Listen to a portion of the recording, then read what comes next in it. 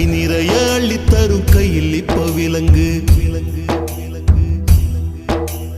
வைரக்கல்ல உப்பு கல்லு தப்பு சொல்லி வழக்கு தேழு கொட்டி வலி கூட கொஞ்சம் நேரம் இருக்கும் தோழன் சொன்ன வார்த்தை இது வாழும் வரவலிக்கும் போதி மரத்தை போல புத்தன் நினைச்ச மரம் போலி மரமாய் ஆனதென்னு